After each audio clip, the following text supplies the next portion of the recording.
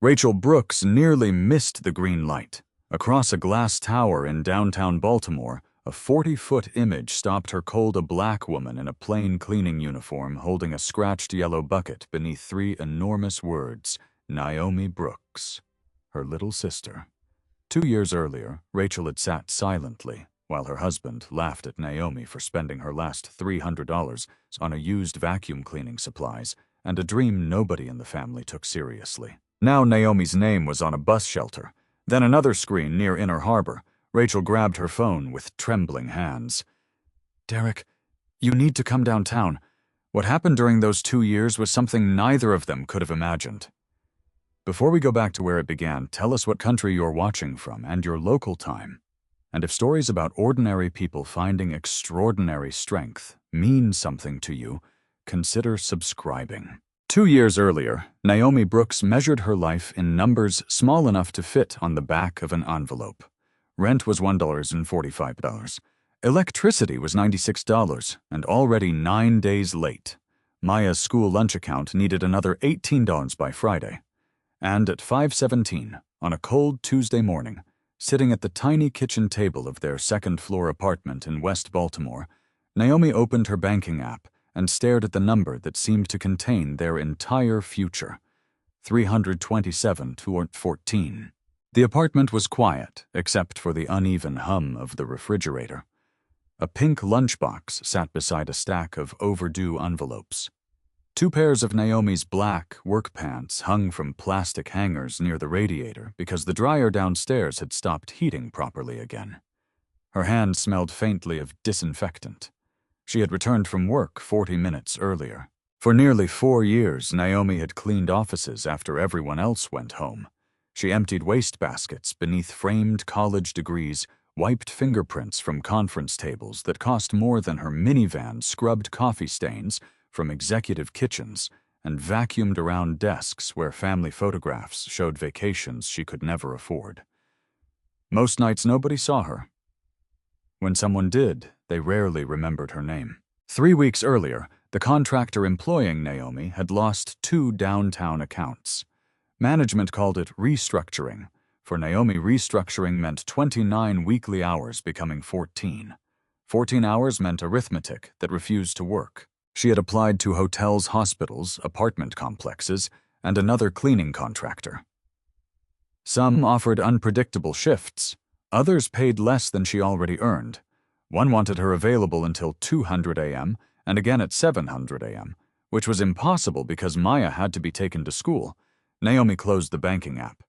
She had spent years waiting for someone else to decide whether she deserved enough hours to survive. She was tired of waiting.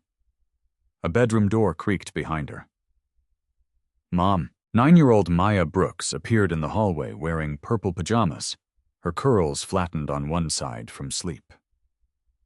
"You're supposed to be sleeping," Naomi said. "So are you." Naomi smiled despite herself. "Fair point." Maya climbed onto the chair across from her and noticed the envelopes. "Are those bad bills? There are no good bills." That earned a sleepy giggle. Naomi reached across the table and squeezed her daughter's hand. She did not tell Maya there was only $327 left. Children deserved honesty, Naomi believed, but they did not deserve every adult fear placed on their shoulders. That afternoon, after dropping Maya at school and sleeping for barely 4 hours, Naomi drove her 2007 Dodge Caravan across town. The van shuddered whenever it idled too long. On the passenger seat was a sheet of notebook paper covered in calculations. Naomi had made a decision. Of the $327, she kept $27 for groceries. Rice, eggs, bread, peanut butter, milk, bananas, pasta. The other $300 would become Brooks Cleaning Services. It sounded almost ridiculous when she said it aloud. Brooks Cleaning Services. She tried it again while waiting at a red light. This time it sounded less like pretending. Her first purchase was a battered commercial vacuum from a closing janitorial supply store. The casing was scratched, one wheel squeaked, and the cord had been repaired with black electrical tape. The owner wanted $110. Naomi offered $80. They settled at $85. She tested it twice before handing over the money. At a discount supply store, she bought microfiber cloths, rubber gloves, spray bottles, disinfectant glass cleaner, trash bags, sponges, and 2 mop heads. $112. She stood in the aisle afterward, calculator open on her phone. $103 remained. Every dollar suddenly felt enormous. She bought a used mop handle and a scratched yellow utility bucket for $12. Printing simple black and white flyers cost $34. She reserved the rest for gasoline and replacement supplies. That evening, the entire company fit on their living room floor. 1 old vacuum, 1 mop, 1 yellow bucket, 3 spray bottles, stacks of folded microfiber cloths, 2 boxes of gloves, a bundle of flyers reading Brooks Cleaning Services. Reliable residential and small business cleaning. Evenings available. Maya sat cross-legged beside everything, studying the collection with tremendous seriousness. "So this is our business," Naomi laughed. "This is our equipment. Looks like a business. Then I'll take it." Maya picked up the yellow bucket. It was ugly.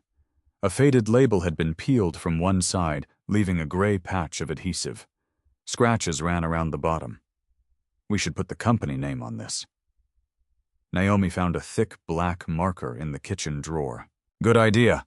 Maya held the bucket steady.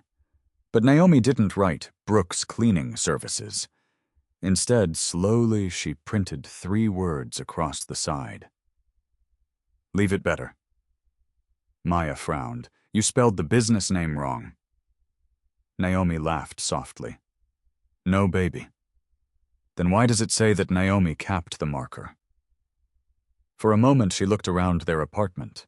The worn carpet, the second-hand couch, the stack of bills, the old vacuum she had just purchased with money she could not afford to lose. Then she looked at her daughter. "Because anybody can clean something when somebody's watching," Naomi said. "I want us to leave every place better than we found it." Maya considered this. "But shouldn't people remember our name?" Naomi touched the bucket. "A name only matters if people remember what you did." Maya nodded as though she had just been entrusted with an important secret. Then she grabbed the first stack of flyers. "Can I help?" An hour later, mother and daughter walked through the neighborhood. They pinned flyers to community boards. Naomi asked permission at a grocery store, a barber shop, a carry-out restaurant, and a laundromat. Maya carefully straightened each sheet after her mother attached it. At 8:42 p.m., they returned home. Naomi placed her phone on the kitchen table. Every few minutes she glanced at it. Nothing. At 9:30, nothing. At 10:15, still nothing. Maya eventually fell asleep on the couch with 1 leftover flyer against her chest. Naomi carried her to bed. Then she returned to the living room alone. The yellow bucket sat beneath the lamp. "Leave it better." For the first time that day, fear caught up with her. $300 was not investment money to Naomi. It was groceries, gas, part of the rent, a small emergency between her daughter and disaster, and she had turned it into cleaning supplies nobody had hired her to use. Naomi ran her thumb over the dried, black letters. Tomorrow evening she would have to tell Rachel and Derek what she had done. She could already imagine Derek's reaction. She just didn't know yet how much his laughter would hurt. By Sunday evening, Naomi's phone still hadn't rung. She had checked the volume so many times that Maya finally looked up from her math worksheet and said, "Mom, I think your phone is okay." Naomi forced a smile. "I'm just making sure. You made sure 11 minutes ago. Were you timing me, maybe?" Naomi laughed, but when she turned toward the kitchen counter, the smile disappeared. 4 days had passed since they distributed the first flyers for Brooks Cleaning Services. She had received 1 wrong number, 2 automated calls about health insurance, and a text from an unknown number offering to buy houses for cash. Not 1 customer. That night they were expected at Rachel's house for dinner. Naomi considered canceling. But Rachel had already called twice, and avoiding her family would only make the conversation worse. So at 5:40 p.m., Naomi and Maya climbed into the old Dodge Caravan. The engine coughed twice before starting. "Come on," Naomi whispered, patting the steering wheel. "Not tonight."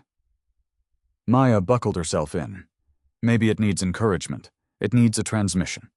Rachel Brooks lived 20 minutes away in a quiet row house neighborhood where lawns were trimmed and porch lights matched.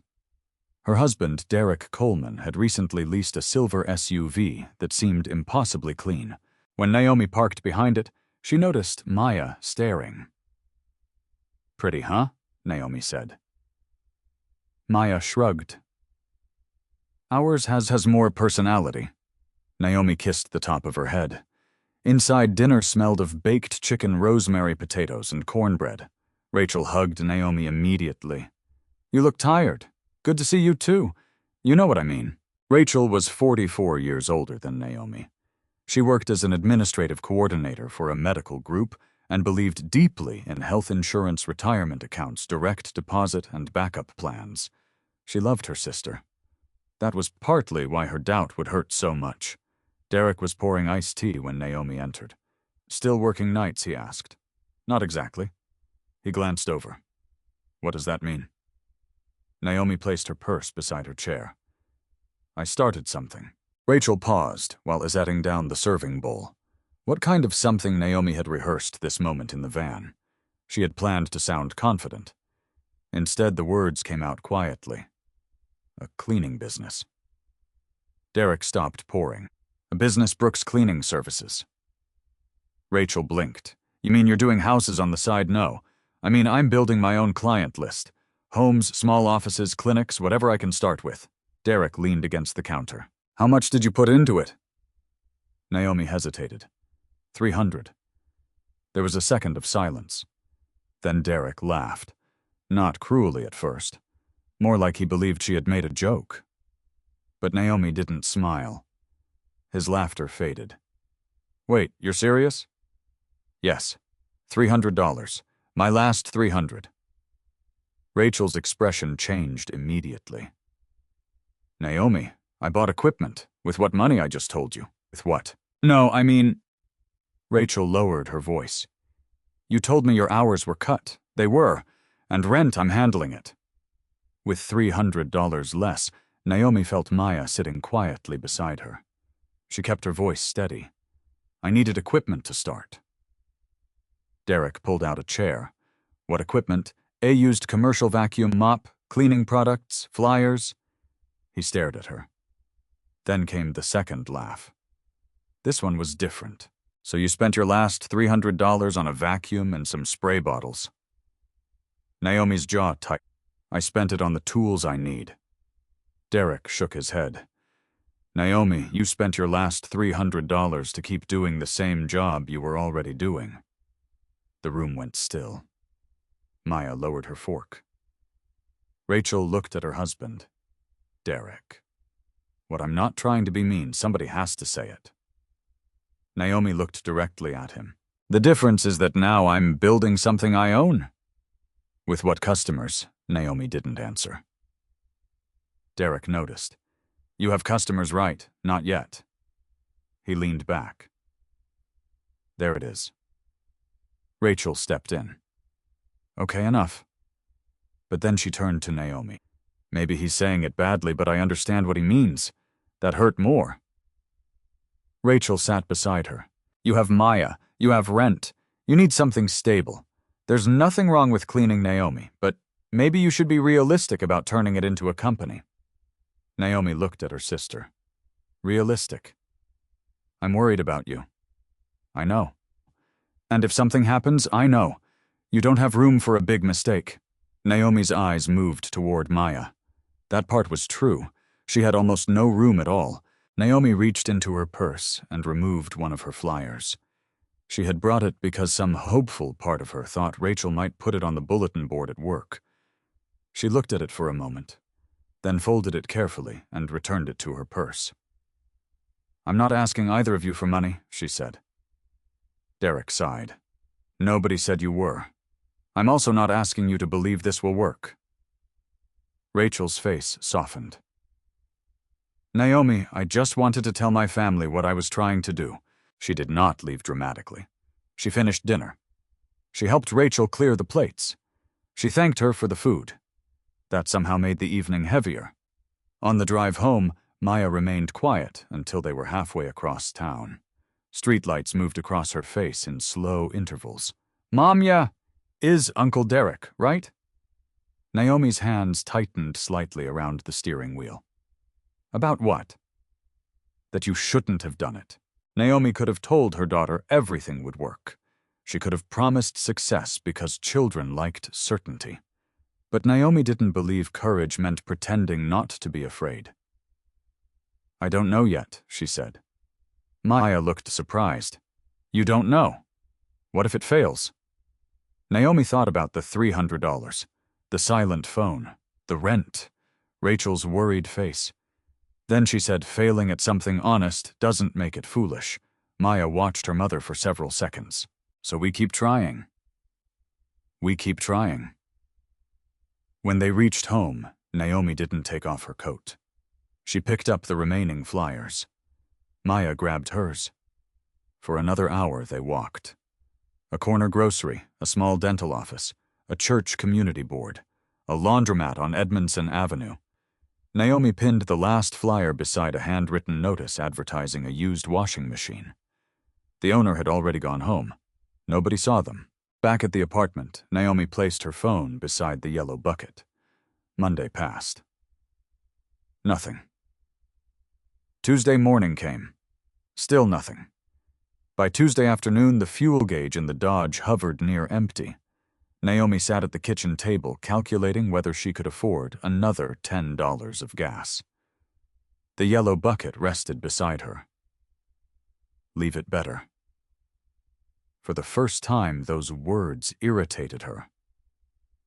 "You can't leave anything better if nobody lets you through the door," she whispered. At 4:13 p.m., her phone rang. Unknown number. Naomi froze, then grabbed it. "Hello." An older woman's voice answered. "Is this Brooks Cleaning Services?" Naomi straightened in her chair. "Yes, ma'am. My name is Evelyn Parker. I own the laundromat on Edmondson." Naomi looked toward the yellow bucket. "I found your flyer." Naomi stopped breathing for half a second. Then Evelyn said the words she had been waiting to hear. "I was wondering if you could give me a price." Naomi arrived at Parker's Wash and Fold at 8:47 on Wednesday night.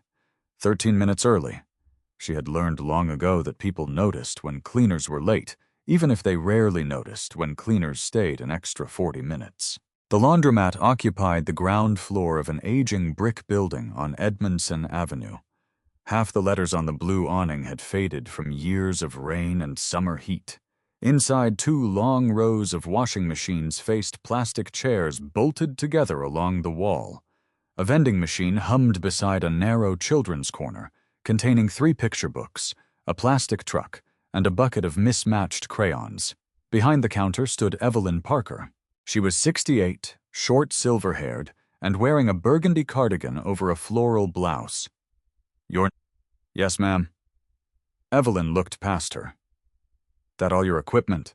Naomi glanced at the scratched vacuum mop, cleaning caddy, and yellow bucket. "For now." Evelyn smiled slightly. "At least you're honest." She walked Naomi through the laundromat. The floors were worse than Naomi expected. Detergent had dried into sticky blue streaks beside several machines. Dust had collected behind the dryers. Gum hardened beneath 2 chairs. The restroom smelled faintly of mildew. Evelyn stopped at the counter. "I can give you $60. Naomi had hoped for 80. She looked around again. How often? If it works out once a week. That changed the calculation. A recurring customer was worth more than a larger one-time payment. "I can do 60. Evelyn held out her hand. "Then show me what you can do." At 9:06, Evelyn locked the front door and left Naomi alone. Naomi stood in the center of the laundromat. Her first customer, her first job, her first chance to discover whether Derek had been right. She pulled on her gloves. "Okay," she whispered. "Let's work." She began with the obvious surfaces, then moved toward the things people stopped noticing because they had been dirty too long. She wiped detergent from machine lids, scrubbed grime from the rubber seals, moved plastic chairs and found dust receipts, dryer sheets 2/4, and a crushed juice box underneath. The vacuum squealed every time she turned left. "Please survive one night," Naomi muttered. At 10:38, she checked the time. She had badly underestimated the job. $60 sounded different when divided across 3 hours. Then 4. Naomi could have stopped at the visible surfaces. Evelyn had asked for cleaning, not restoration. But Naomi saw the baseboards, then the fingerprints around the restroom light switch, then the gum. She knelt with a scraper. At 11:26, her knees hurt. She kept going. Near midnight, Naomi reached the children's corner. She almost skipped it. The little area had not been specifically mentioned during the walkthrough. Then she picked up the plastic trucks. Something sticky coated one wheel. She imagined Maya touching it. Naomi sighed. Of course. She emptied the small toy bin, wiped every plastic block, cleaned the truck, sharpened several broken crayons with a small sharpener she found behind the counter. She wiped the low table until its original white surface appeared beneath years of gray marks. Then she arranged the 3 picture books upright against the wall. By 12:31 a.m., Naomi was exhausted. She stood near the entrance and looked around. The laundromat was not transformed into something luxurious. It was still old. The machines still had scratches. The awning outside was still faded. But the room felt cared for. That mattered. Headlights swept across the windows. Evelyn entered carrying 2 paper cups. "I figured you might still be here." She stopped after 3 steps. Her eyes moved across the floor. Then the machines. Then the chairs. "You cleaned underneath those?" "Yes, ma'am." Evelyn walked toward the children's corner. "You cleaned the toys, too." Naomi removed her gloves. "They needed it." "I didn't ask you to." "I know." Evelyn turned. Then why Naomi pointed toward the yellow bucket. Evelyn read the black letters. "Leave it better. That's the idea." Evelyn looked around again. "You know, you probably worked yourself down to about $15 an hour tonight." Naomi smiled tiredly. "I know that now." Evelyn laughed. "Good, because being hardworking and being bad at math are 2 different things." Naomi laughed, too. "I'm learning." Evelyn handed her one of the coffees. Then she reached into her purse. Naomi assumed she was getting payment. Instead, Evelyn removed a small brass key. She placed it in Naomi's palm. Naomi looked down. "What's this front door?" Naomi stared at her. "If you're going to come every Wednesday, there's no reason for me to drive back here at midnight. You're giving me a key. I'm giving Brooks Cleaning Services a key." The words landed differently. Nobody had ever said the company name that way before. Not as a joke, not as something imaginary, as something real. Evelyn closed Naomi's fingers around the key. "Don't make me regret it. I won't. I know." Evelyn paid her $60. Naomi drove home with the key in the cup holder beside her. At 1:18 a.m., she entered the apartment quietly. Maya was asleep, but a folded sheet of paper waited on the kitchen table. "Good luck, Mom." Underneath, Maya had drawn a woman holding an enormous yellow bucket. Naomi covered her mouth to keep from laughing loudly. She placed the brass key on the drawing. For several seconds, she simply looked at it. The $60 mattered. They needed groceries. The van needed gas. But the key meant something the money didn't. Someone trusted her. The next afternoon, Evelyn called. Naomi answered immediately. "Did I forget something?" "No. Was there a problem?" "Stop expecting bad news," Evelyn said. "I gave your number to somebody." Naomi sat straighter. "Who, my dentist?" Naomi blinked. "Your dentist?" "His office cleaner quit. I told him I knew somebody." Naomi looked toward the yellow bucket beside the kitchen wall. A second customer. Not from advertising, not from a discount.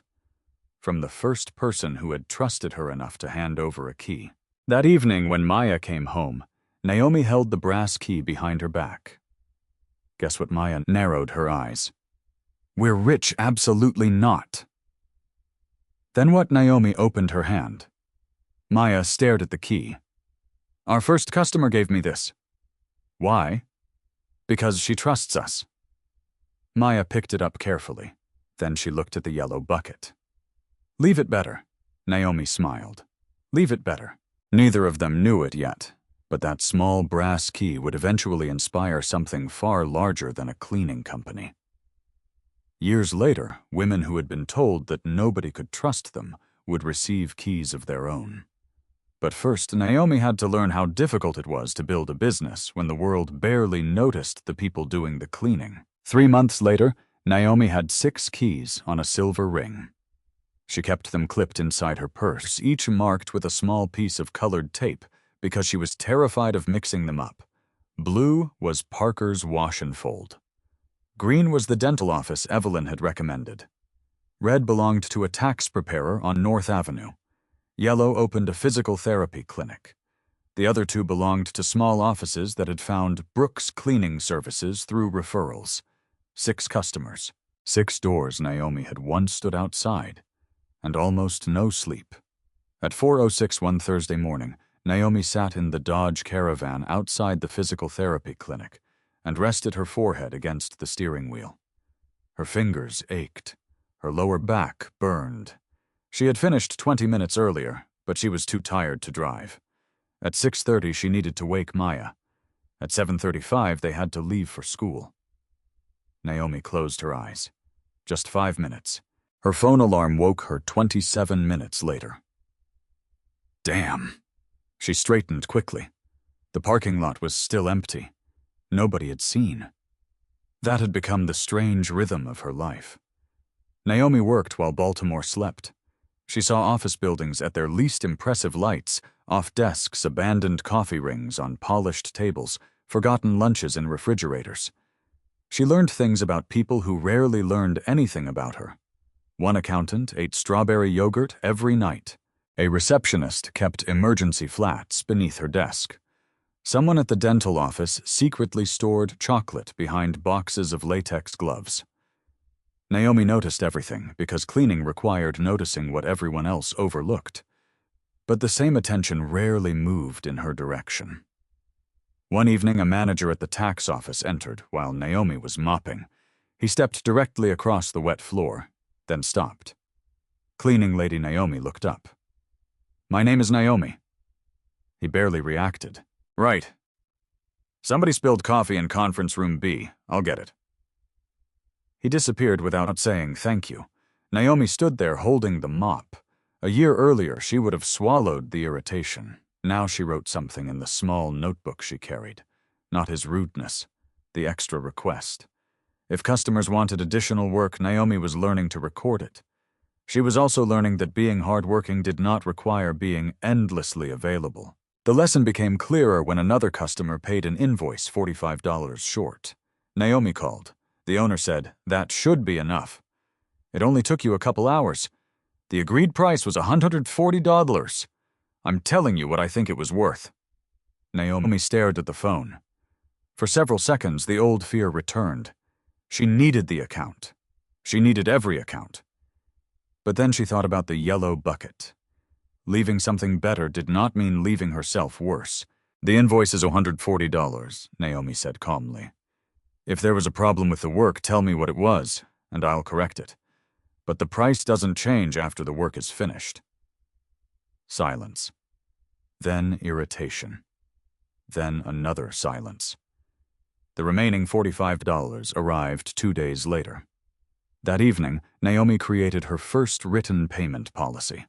She was learning that dignity required paperwork, too. By spring, referrals were coming faster than Naomi could handle alone. She had turned down 3 jobs in 1 week when she noticed a woman cleaning the hallway outside the physical therapy clinic. Naomi had seen her before. Slim, early 30s, always moving quickly. That night, the woman was wiping baseboards while periodically checking her phone. You work for the building? Naomi asked. The woman glanced up. Sometimes. Sometimes when they need somebody. Her name was Keisha Morgan. She was 32 and had a 7-year-old son named Jordan.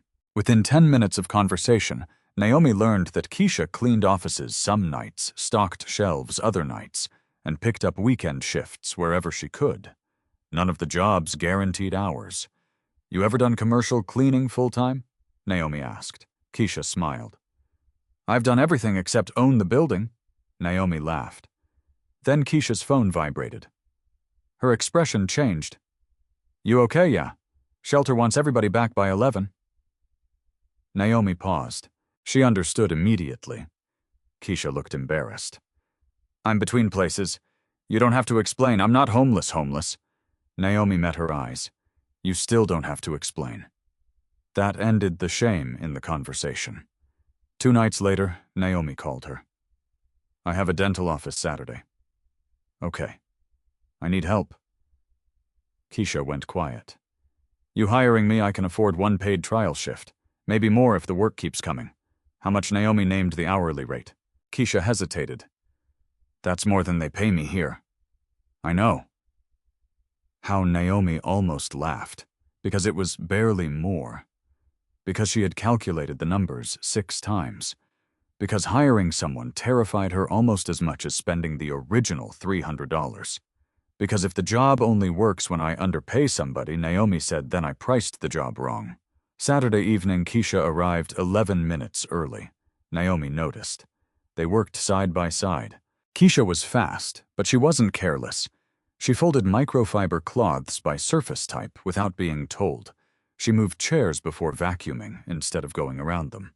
When Naomi inspected the restroom, Keisha had already cleaned behind the toilet.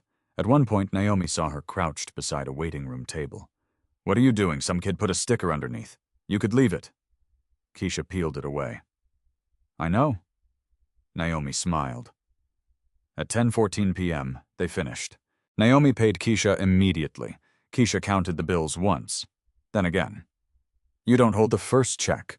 Why would I? Last place did. Naomi felt something cold settle in her chest. Did they pay it eventually? Most of it.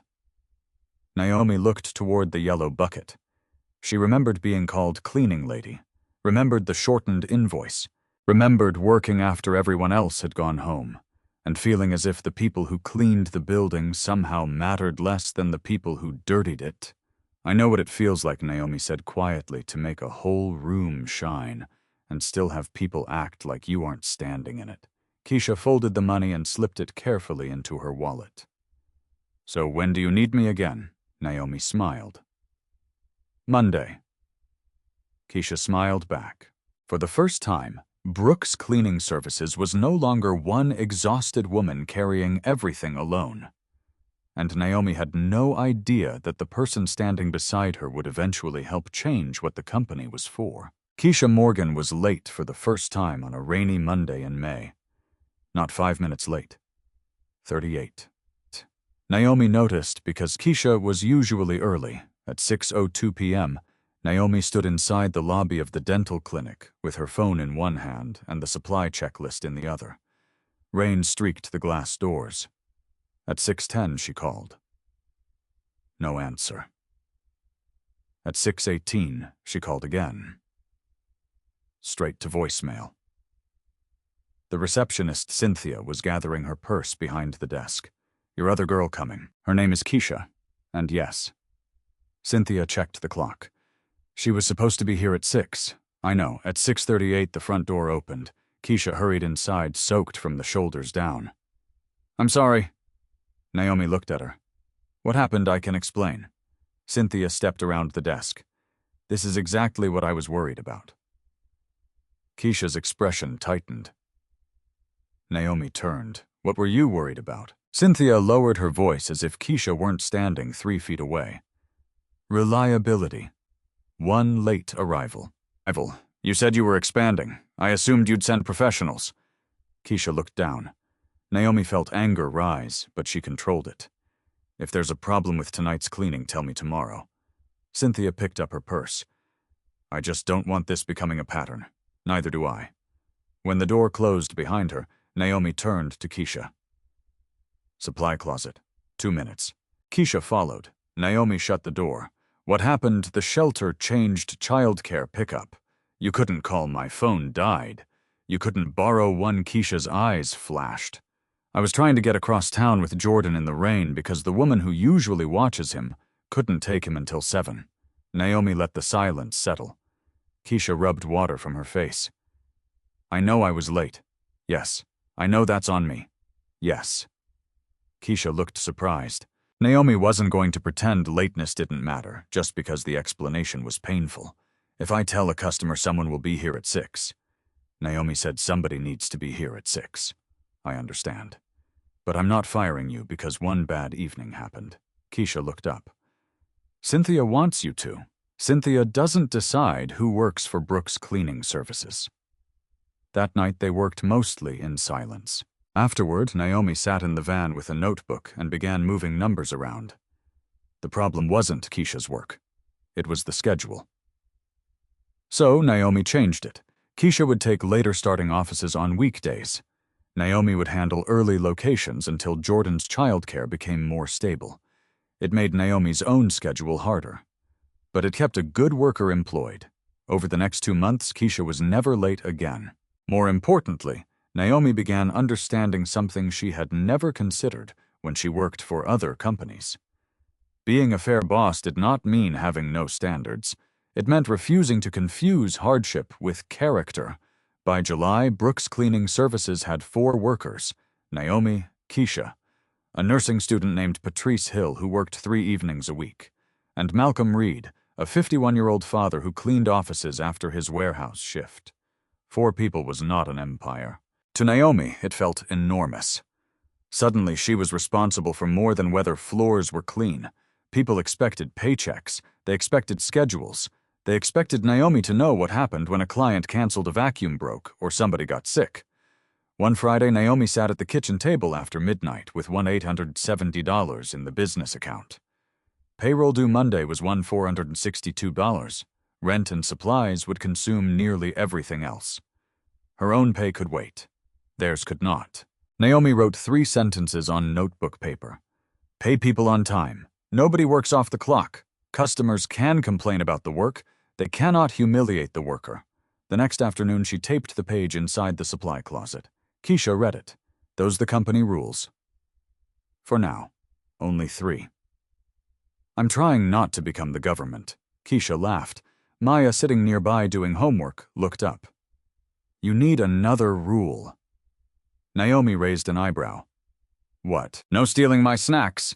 Malcolm immediately raised both hands. That rule feels targeted. The small room filled with laughter. For a moment, Naomi stood there watching them. Months earlier, her entire company had fit on the living room floor. Now people were joking inside it. That evening, Maya found the old yellow bucket near the mop sink. The words, "Leave it better," had faded slightly from water and disinfectant. She picked up the black marker. Can I fix the letters? Sure. Maya traced them carefully. Then she noticed something else. Inside the bucket near the rim, Naomi had written a Naomi. Below it, Keisha, Patrice, Malcolm. Why are our names inside? Naomi looked over. Our you wrote mine too. Near the handle in smaller letters was Maya. Naomi smiled. You were here before everybody. Maya ran her finger beside the names. I thought the bucket was yours. It was. And now, Naomi looked at Keisha, counting microfiber cloths across the room. Patrice was refilling spray bottles.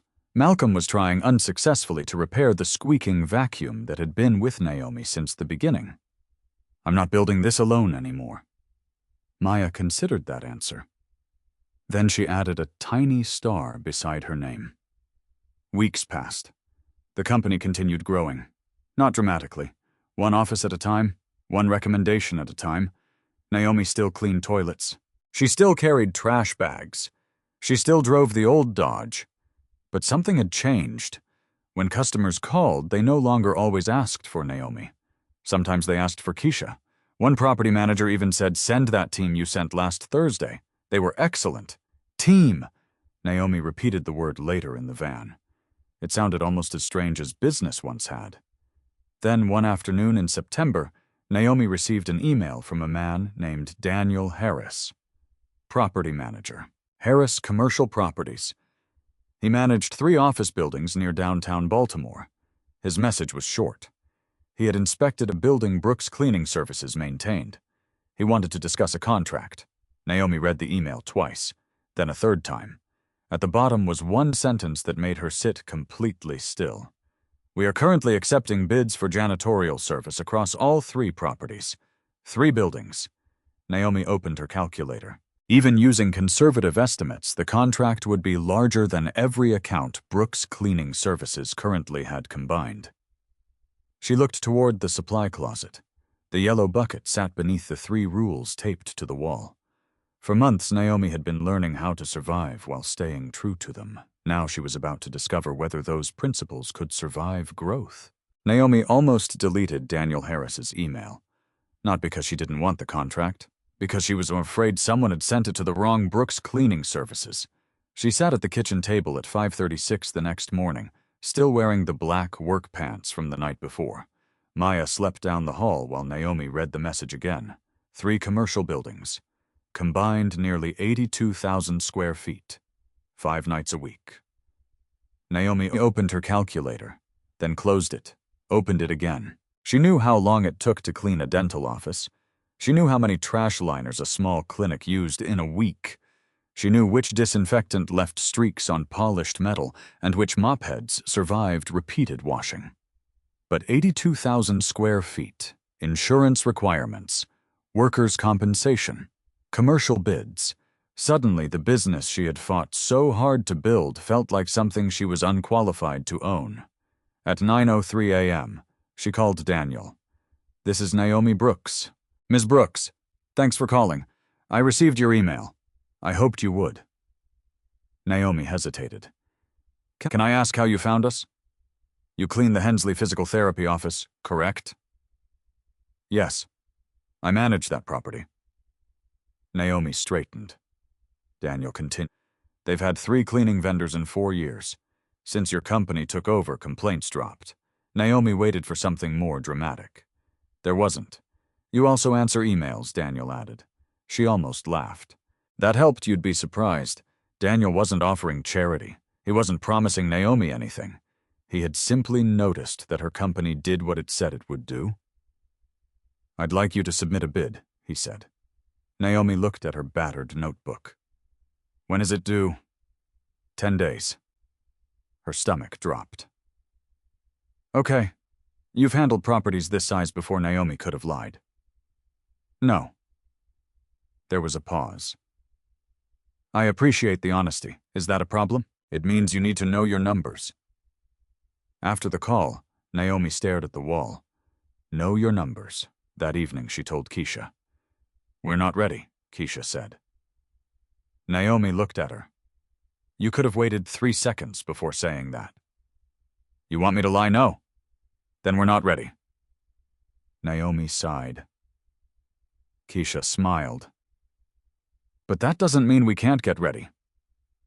For the next 10 days, Naomi treated ignorance like another dirty room. She started in one corner and worked outward.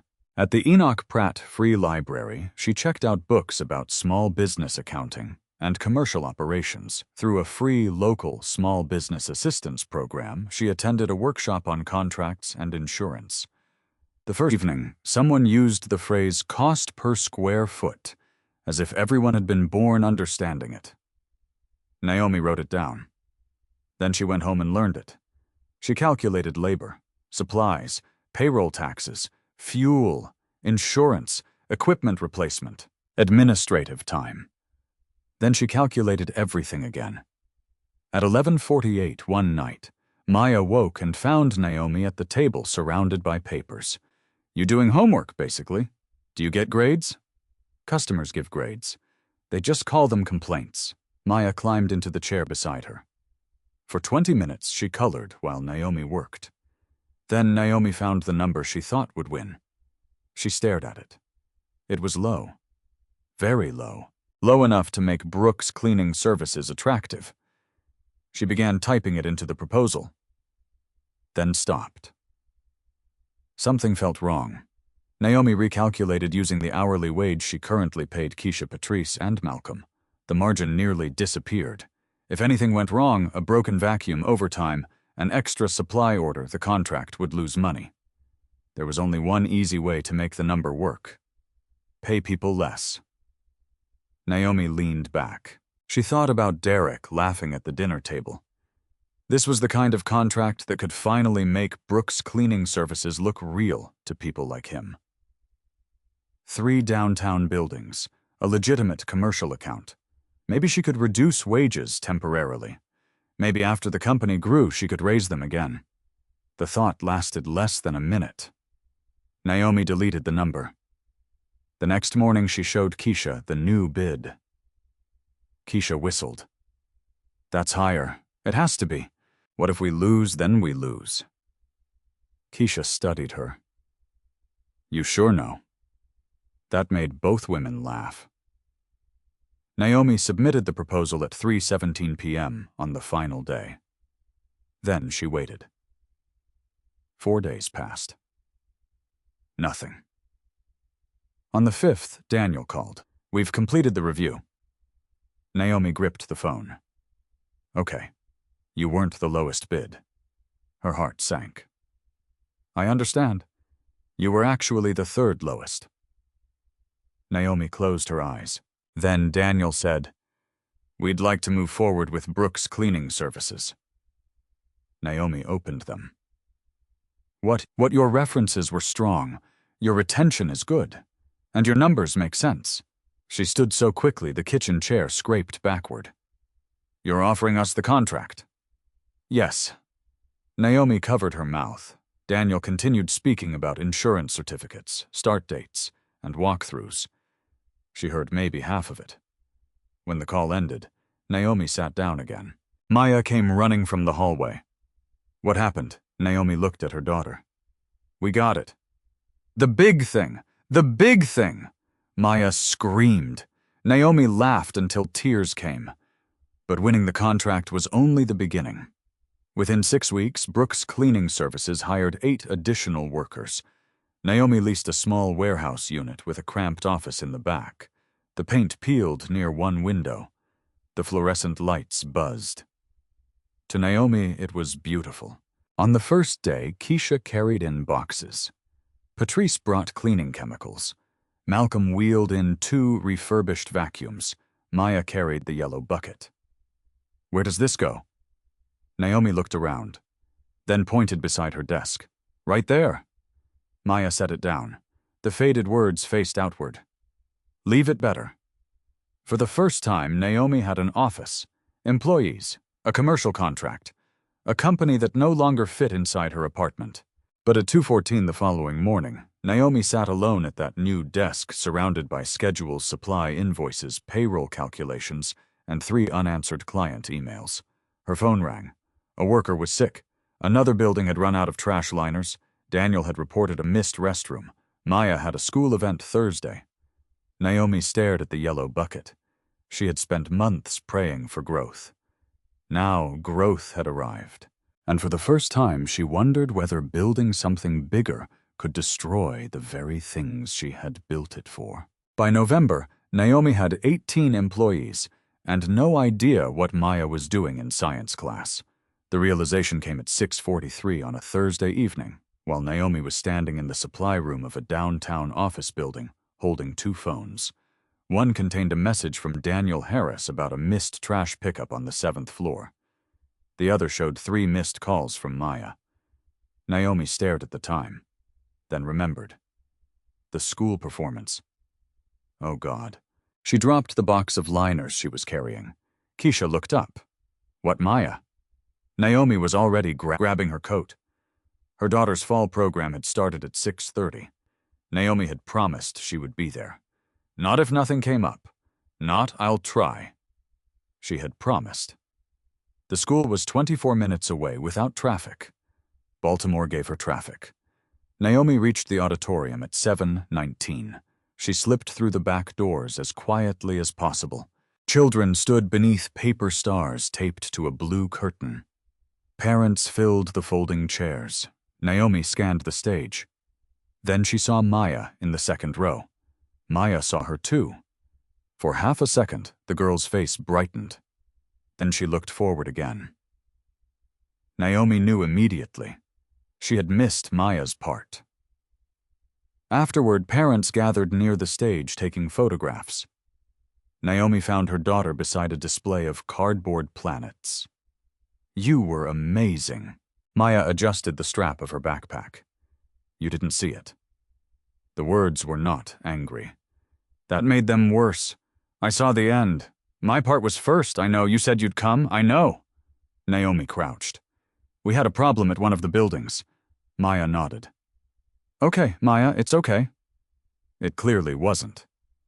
They drove home mostly in silence. At a red light, Naomi glanced at her daughter. "Are you mad at me?" Maya looked out the window. "No." "Then talk to me." Another silence. Finally, Maya said, "You make everybody else's places better." Naomi's hands tightened on the wheel. Maya continued quietly. "I just miss you being in ours." The light turned green. Naomi didn't move until the driver behind her tapped the horn. That night after Maya fell asleep, Naomi stood in the kitchen looking at everything she had once promised herself she was working for. A better life, more control over her time, security for her daughter. Yet the refrigerator held takeout containers because she was rarely home to cook. Laundry sat unfolded in a basket. Maya's school calendar had 3 events circled in red. Naomi had missed 2. The words on the yellow bucket came back to her. "Leave it better." She had treated those words like a promise to customers. But what if the person who needed something better was waiting at home? The next morning, Naomi called Keisha into the warehouse office. "I need help." Keisha leaned against the doorway. "You finally noticed," Naomi gave her a look. "You could pretend this is difficult for you to hear. I've been waiting 6 months.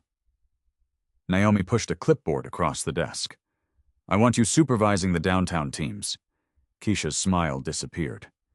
"You serious?" "Yes. Schedules too. Some client calls the routine ones." Keisha stared at the clipboard. "You trust me with all that?" Naomi thought about Evelyn Parker placing the first brass key in her palm. "I wouldn't hand it to you if I didn't." Delegating felt like walking away from a mop before the floor was finished. Naomi had built Brooks cleaning services by checking everything herself. Now she had to accept that control and responsibility were not the same thing. For several weeks, the change worked. Naomi ate breakfast with Maya twice on weekdays. She attended a parent meeting. One Saturday morning, they made pancakes that were burned on one side and raw in the middle. Maya ate 2 anyway. Then a payroll report landed on Naomi's desk. She was reviewing labor hours when something looked wrong. One building showed fewer paid hours despite having the same workload. Naomi checked another week. Same pattern. The supervisor responsible was Curtis Lane, a recent hire with previous management experience. Naomi called him. "How are you finishing the Franklin building with 26 labor hours efficiency? Last month it took 31. I tightened things up." Naomi opened the time records. Several workers clocked out at 1100 p.m. Exactly. Too exactly. She called one cleaner, Denise. "Did you finish at 11 Tuesday?" Silence. Denise. "We clocked out at 11. That wasn't my question." Another silence. Curtis said labor was running high. Naomi felt cold. "What time did you actually leave?" 11:40. Naomi closed her eyes. "How many times most nights?" Within an hour, she had spoken with 5 employees. The story was the same. Curtis had instructed them to clock out when scheduled hours ended, then finish the work. 40 minutes here, 25 there, an hour somewhere else. Invisible minutes performed by people already accustomed to being invisible. Curtis sat across from Naomi that afternoon. They agreed to it. "They work for you. That isn't agreement. We were over budget. Then you tell me we're over budget. I solved the problem. No. You moved the cost onto people who could least afford it." Curtis leaned back. "This is how service businesses protect margin." Naomi stared at him. Not mine. By 4:30, Curtis no longer worked for Brooks Cleaning Services. Correcting the payroll cost Naomi more than $800, money the company badly needed. She paid every missing minute. That evening, Keisha found Naomi sitting beside the yellow bucket. You okay? Naomi laughed without humor. I just spent almost $4,000 fixing something I should have caught. You caught it, late. But you fixed it. Naomi looked at the names written inside the bucket. Naomi, Keisha, Patrice, Malcolm, Maya, and several newer names squeezed beneath them. She remembered the 3 rules taped inside the supply closet. Nobody works off the clock. The rule had been easy when 4 people worked for her. At 18, it had become expensive. That was when Naomi understood what principles actually cost. They were cheap when nothing challenged them. Their value appeared only when keeping them hurt. She picked up the marker from her desk and wrote another name inside the bucket. Denise, then another, then another. Keisha watched. Still building it together, Naomi capped the marker. Especially now. Her phone buzzed. An email notification appeared. The subject line read, Downtown Portfolio Expansion Request for a Proposal. Naomi opened it. A major property group was inviting Brooks Cleaning Services to compete for its largest contract yet. The kind of contract that could erase the $800 mistake 100 times over. The kind that could change everything. Neither woman knew yet that winning it would require Naomi to break almost every rule written on that wall. The idea for Second Key began with a woman named Alicia, who never worked a single shift for Brooks Cleaning Services. Keisha brought her up on a Tuesday afternoon while she and Naomi were sorting supply orders in the warehouse. You hiring, Naomi glanced over the top of a cardboard box. We're always hiring if somebody good walks through the door. I know somebody. Experience some. Reliable. Keisha hesitated. Naomi stopped unpacking gloves. That pause was loud. She can be. Keisha, she's at the shelter. Naomi's expression softened, but Keisha immediately shook her head. Don't do that. Do what that face? What face? The poor woman at the shelter face. Naomi laughed. Fine, tell me about her. Alicia was 28 with 2 children. She had worked housekeeping at a hotel before leaving an abusive relationship. 6 months without steady employment had turned into a gap on her resume. No car meant limited shifts. Shelter curfew eliminated others. She keeps applying, Keisha said. People see the gap and stop asking questions. Naomi leaned against the table. She remembered the first weeks of Brooks Cleaning Services when nobody called because nobody knew whether she could be trusted. Then she remembered Evelyn's brass key. You know what's strange, Naomi said. What everybody wants, reliable workers. Yeah. But somebody has to give you a chance before you can prove you're reliable. Keisha nodded. That's what I'm saying. Naomi did not immediately agree to hire Alicia. Brooks Cleaning Services was not a charity. 18 employees meant 18 people, depending on Naomi to make decisions that kept the company alive. Compassion without structure could become another kind of irresponsibility. So Naomi spent 2 weeks building something. She and Keisha contacted the shelter. They spoke with a case manager about transportation, childcare, scheduling, background checks, and realistic expectations. Naomi created a paid training period. Nobody would work for experience. Nobody would receive easier standards because of their circumstances either. If somebody isn't ready, Naomi told Keisha, we have to be able to say that. Agreed. And if they are ready, their address can't be the reason we say no. Keisha smiled. There it is. What thing the thing you're building? Naomi rolled her eyes. Right now I'm building a headache. They needed a name. Keisha suggested Fresh Start. Naomi hated it. Sounds like detergent. Naomi suggested Open Door. Keisha shook her head. Sounds like a church program. Maya, doing homework at the office desk, had been listening. What about Second Key? Both women turned. Maya shrugged. Ms. Evelyn gave Mom the first key because she trusted her. Now Mom gives somebody else one. Nobody spoke for a moment. Keisha pointed at Maya. She gets naming rights from now on. Second key began the following month with 3 women. Alicia was one of them. The first week was messy. One trainee, Shanice, missed 2 shifts because her bus route changed.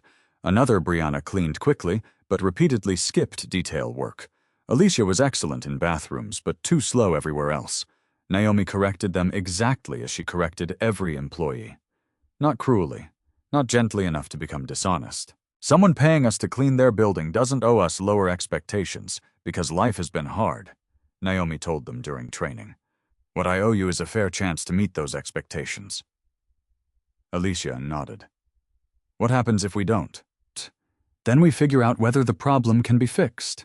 And if it can't, Naomi met her eyes. Then this may not be the right job. The answer surprised her. It also earned her trust. Not everyone succeeded. Shanice stopped showing up after 3 weeks. Naomi called twice. No response. A month later, one trainee misplaced a client key. The building manager was furious. Naomi paid to rekey the affected locks herself. Another client learned about second key and asked whether shelter people were being sent into his office. Naomi disliked the phrase immediately. They're Brooks Cleaning Services employees. I don't want people with unstable backgrounds having access to confidential areas. All employees assigned to your property meet the requirements in our contract. I still don't like it. Naomi could have quietly reassigned the second key workers. Instead, she refused to create a hidden class of employees. The client canceled 2 weeks later. The lost revenue hurt. Keisha found Naomi reviewing the numbers. You regret it. Ask me after payroll. Keisha smiled. But the program also produced victories nobody could put neatly into a spreadsheet. Alicia became one of Brooks Cleaning Services' most requested cleaners. Brianna improved after Keisha taught her a room-by-room checklist. 4 months after entering second key, Alicia arrived at the warehouse carrying an envelope. I got it. Naomi looked up. Got what? My apartment? Keisha screamed from across the room. Alicia laughed as Keisha hugged her. Naomi stood. You signed yesterday. Alicia's eyes filled, but she didn't cry. She held up the envelope containing the lease. My kids get their own room. Naomi smiled. That's beautiful. Alicia looked toward the yellow bucket beside Naomi's desk. You know what's funny? When I came here, I thought you were helping me. Naomi tilted her head. You were? No, Alicia smiled. You gave me work. I helped myself. The sentence stayed with Naomi. That was exactly what she wanted second key to become. Not rescue, access. Months passed. One participant saved enough for a used Honda. Another moved into permanent housing. A third left Brooks Cleaning Services after receiving a full-time custodial position with better benefits at a school. Naomi congratulated her. Keisha looked surprised. You're happy we're losing somebody? Good. Naomi smiled. If this place becomes a door she can only walk into, then we built it wrong. By the end of the year, the inside of the yellow bucket had become crowded with names. Some belonged to people still there. Some had moved on. Some had failed. Naomi refused to erase any of them. Then came the downtown proposal. The property group controlled several major office buildings and was consolidating its janitorial contracts under one vendor. Brooks Cleaning Services had made the shortlist. Naomi calculated the potential revenue, nearly double their current annual business, enough to stabilize second key, enough to add benefits, enough to replace failing equipment, enough perhaps for Naomi to finally stop checking the company bank balance before she checked the weather every morning. At the bottom of the invitation was a date for final negotiations. Keisha read over Naomi's shoulder. This is the one. Naomi looked toward the yellow bucket. For the first time, success no longer meant proving Derek wrong. It meant protecting dozens of people whose names now surrounded hers. She just didn't know that the company offering to change her future would soon ask her to decide what those names were worth. The conference room was on the 23rd floor. Naomi noticed that because 2 years earlier she had cleaned offices on the 21st floor of a building just 6 blocks away. Back then she entered through a service entrance after dark. Now a receptionist handed her a visitor badge and said, "Ms. Brooks, they're ready for you." Naomi looked down at herself. Navy blazer, black slacks, leather portfolio, nothing expensive. Everything carefully chosen. At 9:02 a.m., she entered the conference room. 3 representatives from Marston Property Group waited inside. Brooks Cleaning Services had survived 2 rounds of bidding for a portfolio covering multiple downtown buildings. If Naomi signed the final agreement, the contract could nearly double her annual revenue. For the first 40 minutes, everything sounded like the future. More buildings, more employees, predictable revenue. A 3-year term. Naomi pictured replacing aging equipment, health coverage, a larger training space for second key. Maybe even a week when she didn't wake before sunrise, wondering whether payroll would clear. Then the conversation shifted. Greg Palmer Marston's procurement director slid a spreadsheet toward her. "We need to close the remaining pricing gap." Naomi studied the figure. "This is 11% below my revised bid, correct. I can't provide the staffing plan we discussed at this number." Greg folded his hands. "We think there's flexibility," where he turned the spreadsheet around. "Labor." Naomi looked at him. "Our labor estimate is based on the actual hours required. There are different ways to structure labor." A woman beside him, Melissa Grant, spoke next. "You currently classify most of your cleaners as employees." "Yes. Have you considered expanding your subcontractor model?" "We don't have one." Melissa seemed surprised. "You could." Naomi said nothing. Greg leaned forward. "You're carrying costs competitors aren't carrying, such as guaranteed scheduling, certain benefits, paid training." Naomi's eyes stopped on him. "Training should be paid. We're not saying it shouldn't be. We're saying there are ways to remain competitive." Naomi understood now. The contract wasn't asking Brooks Cleaning Services to become more efficient. It was asking Naomi to move the cost somewhere less visible, onto the workers. "What exactly are you proposing?" she asked. Greg remained professional. "Reduce guaranteed hours, increase flexible staffing, reclassify appropriate roles, adjust benefit eligibility, cut benefits, adjust eligibility." That's a nicer phrase. A silence settled over the table. Melissa spoke carefully. "Ms. Brooks, this is a competitive industry, I know. We like your company. Your references are excellent. Your quality metrics are excellent. That's why you're here. Then why doesn't your price reflect the cost of maintaining those things?" Greg's expression tightened. "Everybody does it." The sentence struck Naomi harder than he could have known. Everybody does it. She had heard versions of it before. When workers stayed after clocking out, when invoices were paid short, when cleaners were treated as interchangeable bodies. When somebody decided that the easiest person to charge for a problem was the person with the least power to object. Naomi looked through the conference room window. 23 floors below Baltimore moved in miniature. 2 years ago, Derek had laughed because she spent $300 to keep doing the same job. For a while, Naomi had imagined the perfect answer to that laughter. Not an argument, a moment, a room like this, a contract like this. Something large enough that nobody could ever call her little cleaning business foolish again. And now it was sitting in front of her. All she had to do was become the kind of employer she had once needed protection from. Naomi opened her portfolio. Inside was the staffing model Keisha had helped prepare. 43 names appeared across the schedule. Some had been with Brooks Cleaning Services for years. Some had joined through second key. They were not columns labeled labor. They were people. Naomi closed the folder. "I can't do 11%. Greg exhaled. "Where can you get 3? We need at least 9. "Then I'm not your vendor." Melissa stared at her. "Naomi, you've come very far in this process, I know.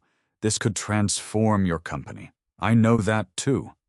Greg pushed the contract slightly toward her. "You may want to think about what you're walking away from." Naomi looked at the signature line. Her hand remained still.